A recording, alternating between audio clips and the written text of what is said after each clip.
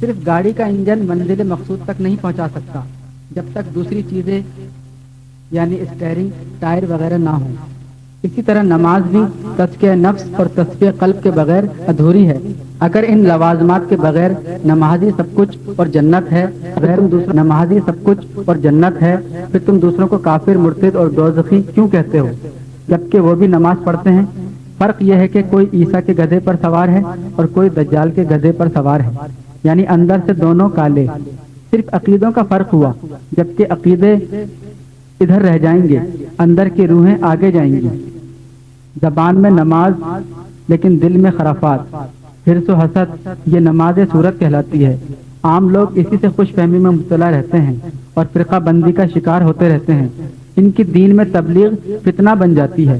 فرض کیا تم 10-15 سال سے کسی فرقے میں رہ کر عبادت کرتے رہے، پھر تم دوسرے فرقے کو صحیح سمجھ کر اس میں شامل ہو گئے. اس کا مقصد تمہارا پہلا فرقہ باطل تھا. باطل کی عبادت قبول ہی نہیں ہوتی، یعنی تم نے 10-15 سالہ نمازوں کو جھٹلا دیا. ہو سکتا ہے نیا فرقہ بھی باطل ہو، پھر پچھلی بھی گئی اور اگلی بھی گئی. پٹی اتری تو کوہلو کے بیل کی طرح وہیں موجود پایا. عمر برباد ہونے سے بہتر تھا کسی کامل کو ڈھونڈ لیتے. گوہر شاہی کا عقیدہ، سب مذاہب کے نیکوکاروں اور عابدوں کو ایک لائن میں کھڑا کر دیا جائے. رب کو کہو کس کو دیکھے گا؟ جس طرح تیری نظر چمکتے ہوئے ستاروں پر پڑتی ہے، وہ مریخ ہو یا عطارد ہو یا بے نام ستارہ، اسی طرح رب بھی چمکتے دلوں کو دیکھتا ہے، وہ مذہب والے ہوں یا بے مذہب. بن عشق دلبر کے سچل، کیا کفر ہے کیا اسلام ہے. تم رب کی تلاش میں مندروں، چرچوں اور مسجدوں وغیرہ کی دوڑ لگاتے ہو. کیا تاریخ میں کوئی ثبوت ہے کہ رب کو کسی نے بھی کسی بھی عبادت گاہ میں بیٹھا ہوا دیکھا ہو؟ ارے نادان، رب کا مسکن تیرا دل ہے، اس کو دل میں بسا، پھر دیکھ یہ عبادت گاہیں اور ان میں عبادت کرنے والے تیری طرف دوڑ لگائیں گے. بایزید بستامی فرماتے ہیں ایک عرصہ کعبے کا طواف کرتا رہا. جب رب میرے اندر آیا تو ایک عرصے سے کعبہ میرا طواف کر رہا ہے. یہ عبادت گاہیں ثواب گاہ ہیں، جبکہ یہ دل اماج گاہ ہے. عبادت گاہوں میں تو پکارے گا اور رب دلوں میں پکارے گا. عقل والوں کے نصیبے میں کہاں ذوق جنوں، عشق والے ہیں جو ہر چیز لٹا دیتے ہیں.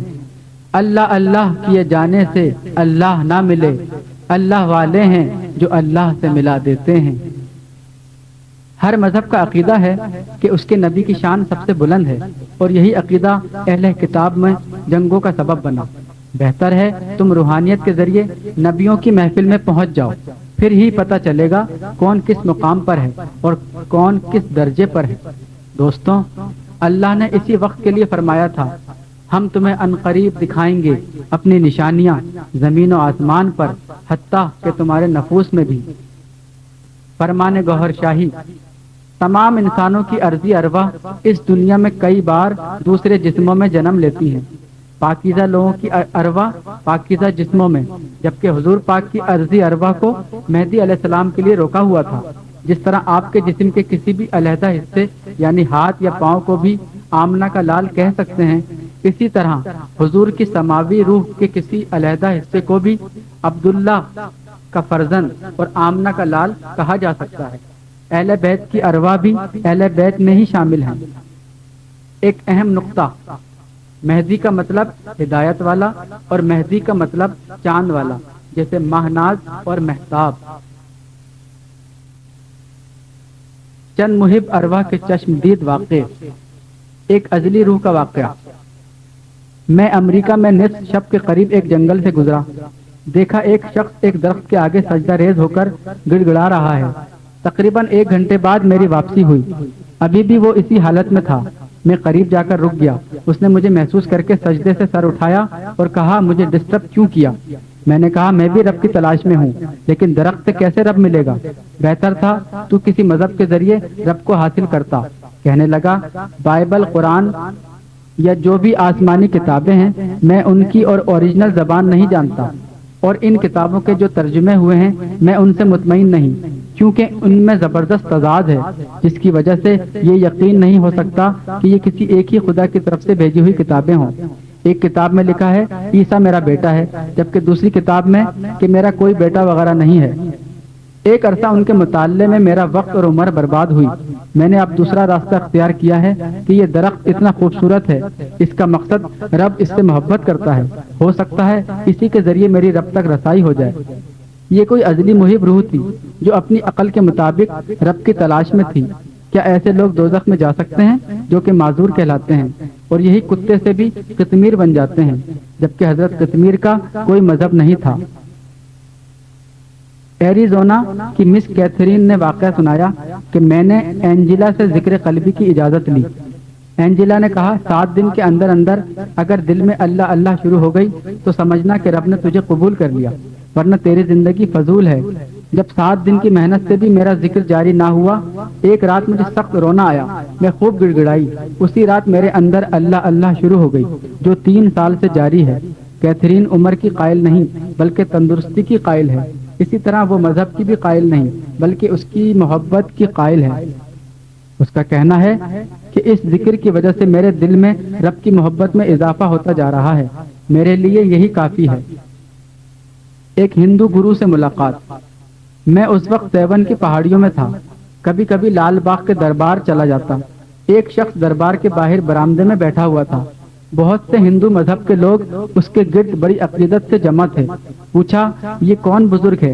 کہنے لگے یہ ہندوؤں کا گرو ہے، روشن ضمیر بھی ہے، اسی کے ذریعے ہماری درخواستیں لال سائیں تک پہنچتی ہیں اور ہمارے کام ہو جاتے ہیں۔ بہت سے مسلمان بھی اس کی عزت کرتے تھے۔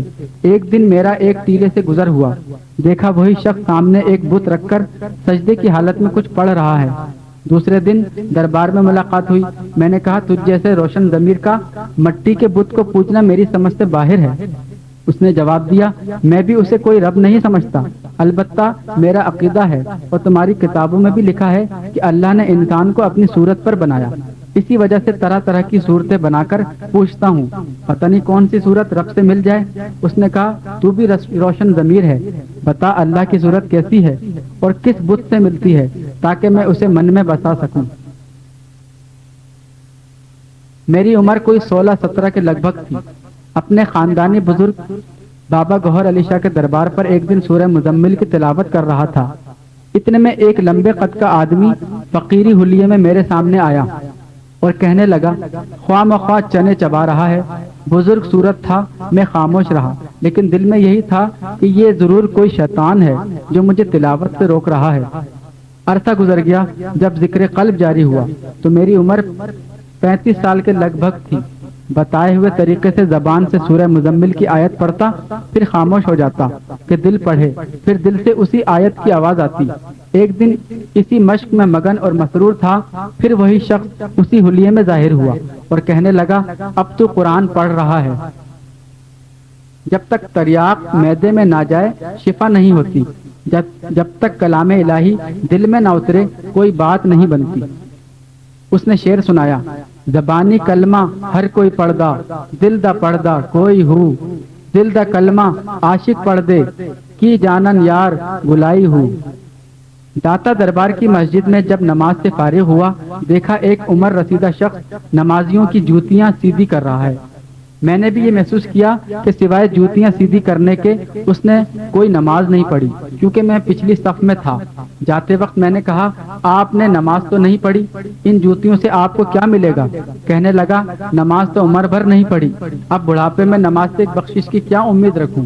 بس ایک امید پر قائم ہوں کہ اتنے لوگوں میں سے کوئی ایک تو رب کا دوست ہوگا، شاید اس ادا سے ہی وہ یا اس کا یار خوش ہو جائے۔ میں نے کہا نماز سے بڑھ کر کوئی ادا نہیں۔ کہنے لگا یار سے بڑھ کر کوئی چیز نہیں، اگر وہ راضی ہو جائے۔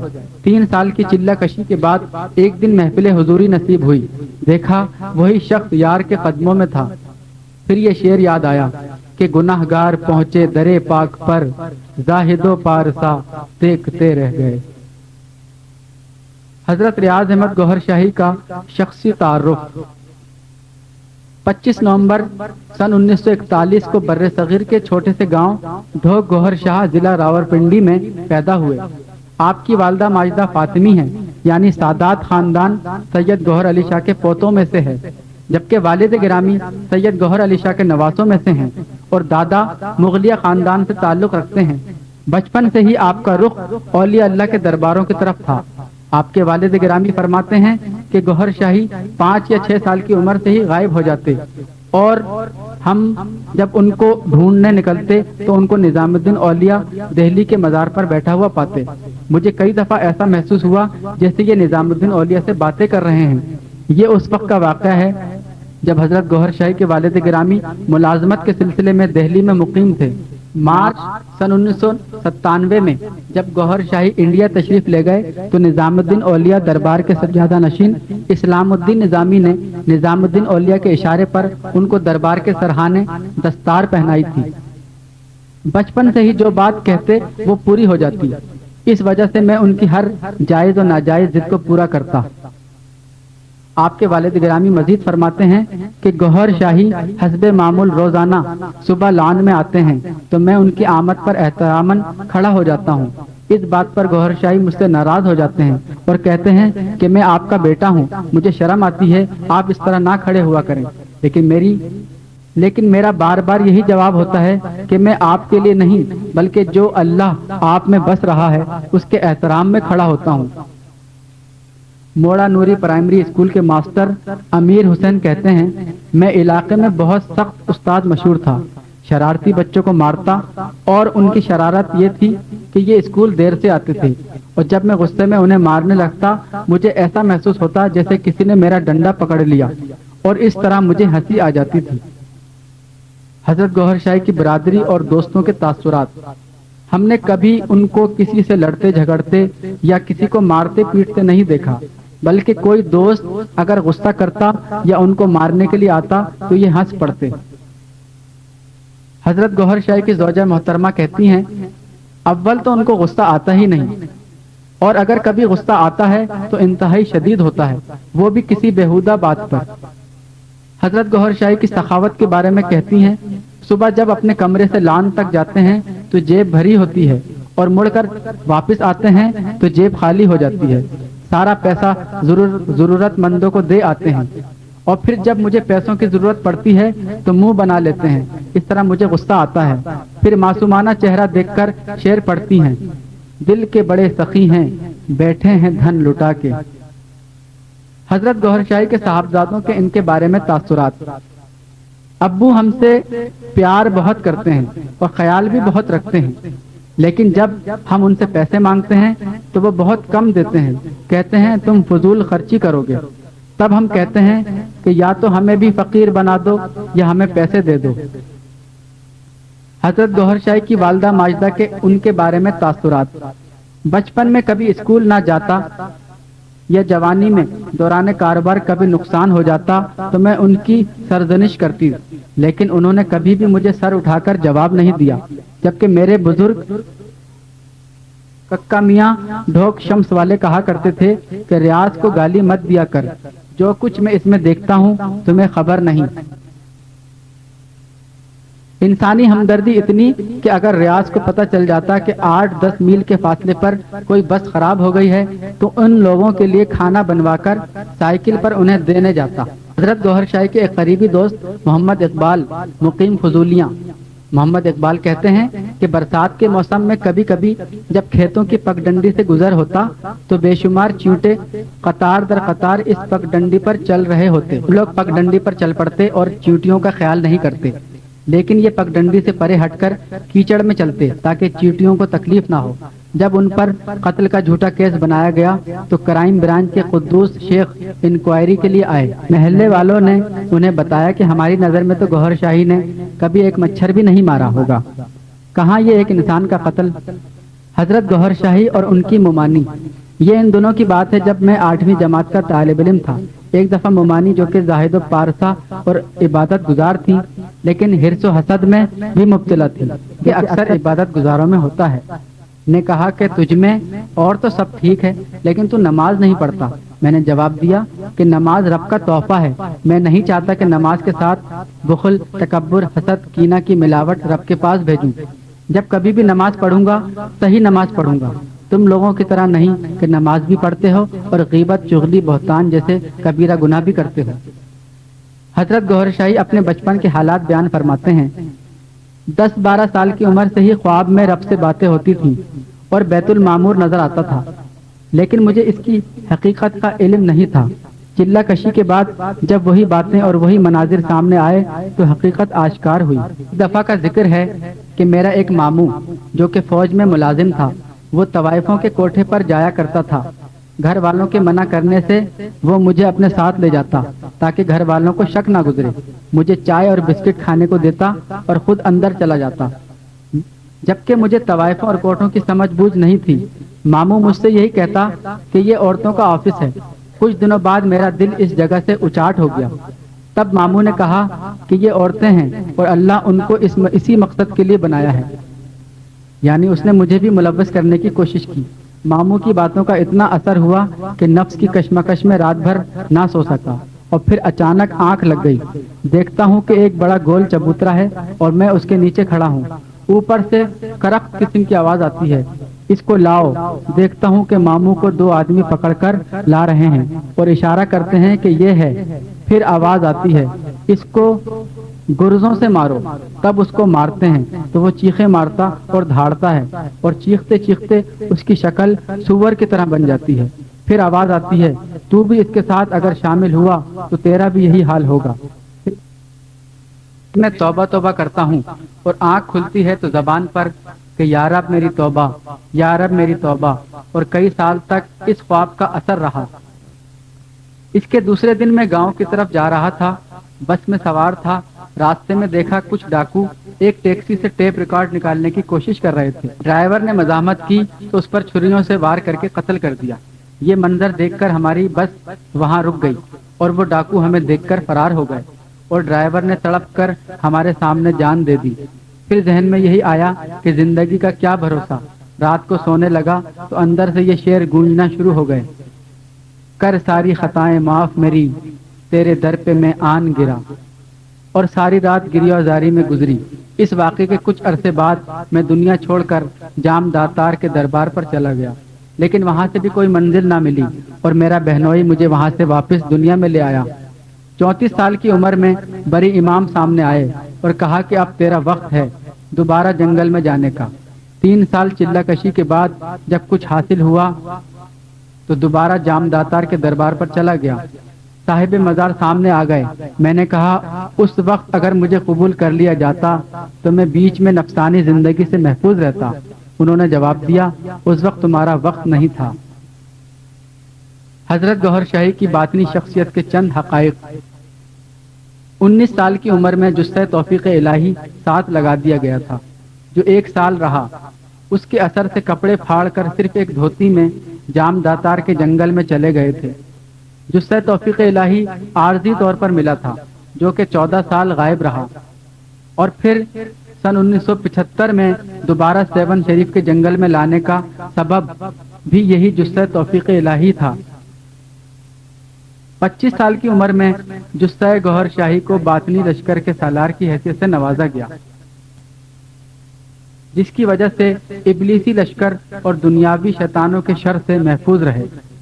جثہ توفیق الہی اور طفل نوری ارواح ملائکہ اور لطائف سے بھی اعلیٰ مخلوقیں ہیں۔ ان کا تعلق ملائکہ کی طرح براہ راست رب سے ہے اور ان کا مقام اہدیت ہے۔ 35 سال کی عمر میں 15 رمضان سن 1976 کو ایک نطفہ نور قلب میں داخل کیا گیا۔ کچھ عرصے بعد تعلیم و تربیت کے لیے کئی مختلف مقامات پر بلایا گیا۔ 15 رمضان المبارک سن 1985 میں وہی نطفہ نور طفل نوری کی حیثیت پا کر مکمل طور پر حوالے کر دیا گیا، جس کے ذریعے دربار رسالت میں تاج سلطانی پہنایا گیا۔ جشن شاہی منانے کی وجوہات۔ 15 رمضان المبارک سن 1977 کو اللہ کی طرف سے خاص الہامات کا سلسلہ شروع ہوا۔ راضیہ مرضیہ کا وعدہ ہوا، مرتبہ ارشاد ہوا۔ سن 1978 میں حیدرآباد آ کر رشد و ہدایت کا سلسلہ جاری کر دیا، اور دیکھتے ہی دیکھتے یہ سلسلہ پوری دنیا میں پھیل گیا۔ لاکھوں افراد کے قلوب اللہ اللہ میں لگ گئے۔ لاکھوں افراد کے قلوب پر اس میں اللہ نقش ہوا اور ان کو نظر آیا۔ لاکھوں افراد کشف القبور اور کشف الحضور تک پہنچے، لاکھوں لا علاج مریض شفایاب ہوئے۔ ہر مذہب، ہر قوم، ہر نسل کے افراد حضرت گوہر شاہی سے رشد و ہدایت حاصل کر کے اللہ کی محبت اور ذات تک پہنچنا شروع ہو گئے۔ خدا کی قسم میں بھی انہی لوگوں میں سے ہوں جن کے دلوں پر خوش خط لکھا ہوا اس میں اللہ چمک رہا ہے۔ شیخ نظام الدین، میری لینڈ، امریکہ۔ چاند اور سورج پر تصاویر کے بارے میں مکمل وضاحت۔ گوہر شاہی روحانی تعلیم اور جگہ جگہ خطابات کے ذریعے پوری دنیا میں مشہور اور ہر دل عزیز ہو گئے۔ سن 1995 میں مانچسٹر، انگلینڈ میں کچھ لوگوں نے چاند پر گوہر شاہی کی تصویر کی نشاندہی کی۔ پھر پاکستان اور دوسرے ممالک سے بھی شہادتیں وصول ہوئیں۔ ویڈیو کے ذریعے چاند کی تصویریں اتاری گئیں۔ پھر بیرون ممالک اور ناسا سے چاند کی تصویریں منگوائی گئیں۔ شروع میں یہ تصاویریں مدھم تھیں، لیکن گزشتہ 2 سال سے اتنی واضح ہو گئیں کہ دوربین یا کمپیوٹر کے بغیر بھی دیکھی جا سکتی ہیں۔ سن 1996 میں ہمارے نمائندے ظفر حسین نے ناسا والوں کو نشاندہی کرائی۔ انہوں نے کہا ہمیں پتہ ہے کہ چاند پر چہرہ ہے، یہ چہرہ عیسیٰ کا ہے جو 200 میل لمبی روشنی سے معلوم ہوتا ہے۔ امریکی شہریوں نے بھی ناسا پر زور دیا کہ اس تصویر کے بارے میں کچھ وضاحت کی جائے، لیکن گوہر شاہی ایشیائی ہونے کی وجہ سے ناسا خاموش رہا۔ بلکہ ناسا کے ہی پروفیسر ماہر فلکیات ڈنسمور آلٹر نے اپنی تصنیف شدہ کتاب پکٹوریل آسٹرونومی میں کچھ تصویر کو کچھ رد و بدل کر کے عورت کے روپ میں پیش کیا اور پوری عیسائی مشینری میں یہ افواہ پھیلا دی کہ چاند پر حضرت مریم کی تصویر ہے۔ جب پاکستان کے اخباروں میں یہ خبر نشر ہوئی تو بہت سے لوگوں نے اس کی تحقیق کے بعد تصدیق کری، بہت سے لوگوں نے بغیر تحقیق کے تمسخر اڑایا اور بہت سے لوگوں نے اسے جادو سمجھا۔ کچھ عرصے بعد خلا میں بھی تصویر کا شور ہوا، لیکن اس کا اثر ذاکرین معتقدین گوہر شاہی کے علاوہ کہیں بھی نہ دکھا۔ سن 1998 میں پرچم اخبار میں یہ خبر چھپی کہ حجر اسود میں کسی کی شبیہ نظر آ رہی ہے۔ ہم اس شبیہ کے متعلق پہلے ہی معلومات رکھتے تھے، بلکہ حجر اسود کے کئی تغرے نشان زدہ بھی ہمارے پاس موجود تھے اور تقریباً ہر سرفروش تحقیق کر چکا تھا۔ خاموشی کی وجہ مسلمانوں میں فتنے کا اندیشہ تھا، لیکن اخباری خبر کے بعد ہمیں بھی حوصلہ ہوا اور بھرپور انداز میں پریس ریلیز شائع کی گئی۔ تقریباً ہر مسلمان نے اس کی تحقیق کری کیونکہ مسلمانوں کے ایمان کی بات تھی۔ کثیر طبقہ متفق ہوا چونکہ تصویر اتنی واضح تھی کہ اس کو جھٹلانا مشکل تھا، اس لیے کئی لوگوں نے مشہور کر دیا کہ یہ بھی جادو ہے۔ تقریباً ہر ملک میں چاند اور حجر اسود کی تصاویر روشناس کرائی گئیں۔ سعودی عرب اور اس کے ہمنوا سیخ پا ہو گئے، جیسے کہ حجر اسود میں تصویر گوہر شاہی نے لگائی ہو۔ وہ کہتے ہیں کہ تصویر حرام ہوتی ہے، حجر اسود پر کیسے آ گئی؟ یہ نہ سوچا کہ رب کی طرف سے کوئی بھی نشانی حرام نہیں ہو سکتی۔ سعودی حکومت نے اپنی شرعی عدالت سے یہ فیصلہ لے لیا ہے کہ گوہر شاہی واجب القتل ہے۔ اگر گوہر شاہی سرزمین مکہ میں قدم رکھے تو اسے قتل کر دیا جائے۔ پاکستان میں بھی سعودی نواز فرقے گوہر شاہی اور اس کی تعلیمات کو مٹانے کی سر توڑ کوشش کر رہے ہیں۔ جھوٹے مقدمات جن میں دفعہ 295 کا بھی مقدمہ بنا دیا گیا ہے اور کئی دفعہ گوہر شاہی پر قاتلانہ حملہ بھی کیا گیا ہے۔ اب سورج پر بھی گوہر شاہی کی تصویر نمایاں ہو گئی ہے۔ ہم نے حکومت پاکستان کو مقدمات کی وجہ اور تصاویر کی تحقیق کے لیے کئی بار آگاہ کیا، لیکن اللہ کی ان نشانیوں کو حکومتی سطح پر بھی فرقہ واریت کے دباؤ کی وجہ سے جھٹلایا گیا۔ بلکہ نواز حکومت نے سندھ حکومت پر بھی زور دیا کہ گوہر شاہی کو کسی طریقے سے پھنسایا، دبایا یا مٹایا جائے، اور اب ہم فوجی حکومت سے رابطہ کر رہے ہیں کہ وہ ان نشانیوں کے انصاف سے تحقیق کرے اور کسی بھی ڈر، خوف، دباؤ یا فرقہ واریت کی وجہ سے اللہ کی نشانیوں کو نہ جھٹلایا جائے۔ اللہ کی یہ نشانیاں فتنہ ڈالنے کے لیے نہیں بلکہ فتنہ مٹانے کے لیے ہیں، اور اس کا ثبوت ہے کہ گوہر شاہی کا درس جو امن اور اللہ کی محبت کا درس ہے، جس کے ذریعے ہر مذہب، ہر مذاہب والے اپنی اصلاح کرنے میں لگ گئے۔ اور آج ہندو، مسلم، سکھ، عیسائی گوھر شاہی کی عقیدت کی وجہ سے ایک پلیٹ فارم پر جمع ہو رہے ہیں، اور تاریخ میں یہ پہلا ریکارڈ ہے کہ کسی بھی مسلم کو گرجوں، مندروں اور گردواروں میں وعظ اور تقریر کے لیے مسندوں پر بٹھایا گیا ہو۔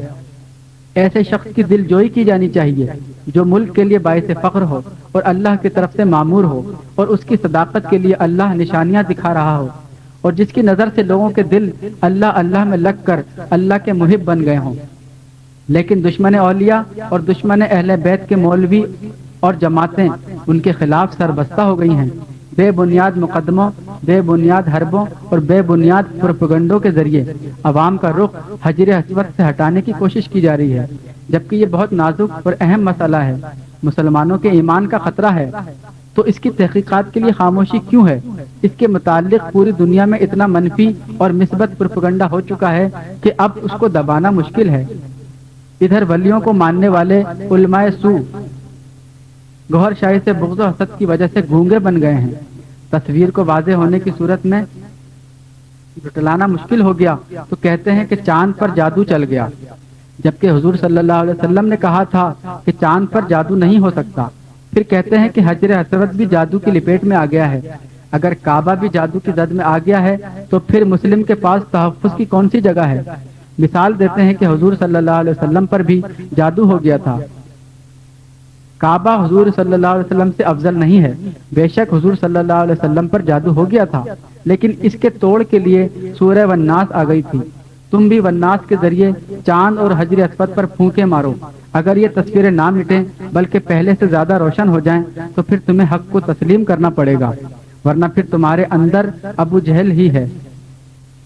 جب امریکہ میں یہ انکشاف ہوا کہ چاند پر کسی ایشیائی کی تصویر ہے جو حلیے سے مسلمان نظر آتا ہے تو انہوں نے تصویر کا رخ تبدیل کر دیا۔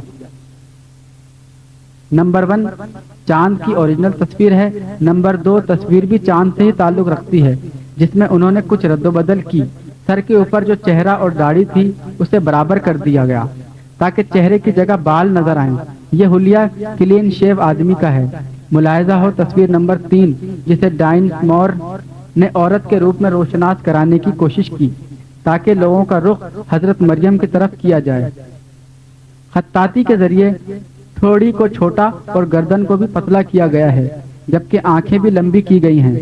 اللہ کی نشانیوں میں ملاوٹ اچھا شگون نہیں ہے، کیونکہ یہ چہرے ان قریب اس دنیا میں ظاہر ہونے والے ہیں۔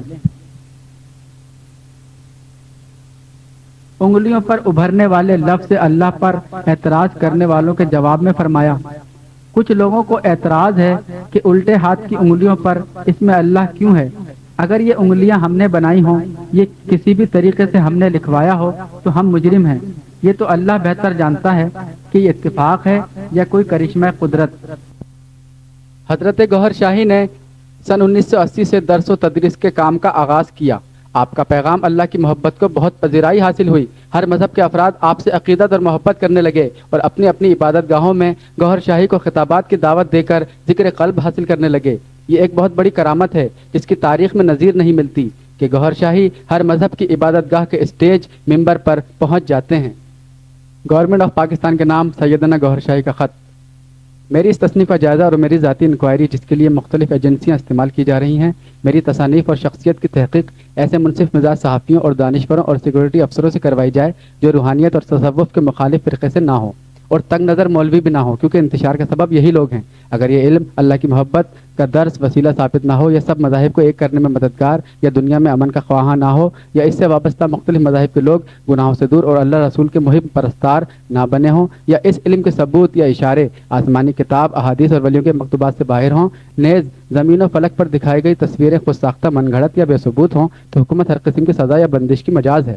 ہمارے نوٹس میں آیا ہے کہ حکومت ان تصاویر کی بہت پہلے تحقیق کر چکی ہے، لیکن عوام میں فتنے کی وجہ سے خاموش ہے، حتیٰ کہ اس فتنے کے خطرے کے پیش نظر گوھر شاہی کو مختلف حربوں سے ختم کرنے کی کوشش کی جا رہی ہے۔ یہ کوشش نواز دور سے شروع ہوئی، اس کے جانے کے بعد بھی اس کے ہم خیال اس حکومت میں موجود ہیں۔ انانیت، فرقواریت، عقیدے یا کرسی کی وجہ سے رب کی نشانیوں کو جھٹلانا سربراہوں کے لیے اچھا شگون نہیں ہوتا۔ رب کی نشانیاں فتنہ پیدا نہیں کرتی، بلکہ فتنہ کو مٹانے کے لیے آتی ہیں، جس کا لوگوں کو شعور نہیں ہے۔ حکومت پاکستان اگر منصف مزاجی سے تحقیقی رپورٹ شائع کر دے، جس کی تحقیق غیر ممالک نے بھی کرنی ہے، تو پھر بچوں سے لے کر بوڑھوں تک کے دل اللہ کے ذکر اور اس کے نام سے چمکتے نظر آئیں گے، کیونکہ مومن اور صادق قسم کے لوگ تصدیق کے منتظر ہیں۔ ہمارا نہ سیاسی جماعت سے تعلق ہے اور نہ ہی حکومتی کاموں میں مداخلت کرتے ہیں۔ جو کچھ بھی کر رہے ہیں رب کی رضا سے کر رہے ہیں، اور مستقبل میں جو کچھ بھی ہونا ہے رب کی رضا سے ہی ہونا ہے۔ اس وجہ سے بے خوف اور بے دھڑک حقیقت کو آشکار کر رہے ہیں۔ اب یہ معلوم ہوا ہے کہ حجر اسود چاند، سورج اور ستارے پر نمودار تصویروں کی وجہ سے فوجی جرنیل اور حکومت گوہر شاہی کو امریکہ یا کسی اور ملک کا ایجنٹ اور ملک کے لیے خطرہ سمجھتی ہے۔ واقعی میں ایسی حکومت کا ایجنٹ ہوں جس نے یہ تصویریں لگائی ہیں۔ میں کئی دفعہ اعلان کر چکا ہوں کہ ملک دشمن، اسلام دشمن، توہین رسالت یا منکر ختم نبوت کا اگر کوئی بھی ثبوت کسی کے پاس ہو تو بے شک مجھے زندہ جلا دیا جائے۔ ہماری نس نس اللہ رسول کے عشق میں تڑپتی ہے۔ جو لوگ ایسے لوگوں پر جھوٹی رپورٹ یا جھوٹا بہتان لگاتے ہیں وہی ہیں لعنت اللہ علی الکاذبین۔ والسلام، ریاض احمد گوہر شاہی۔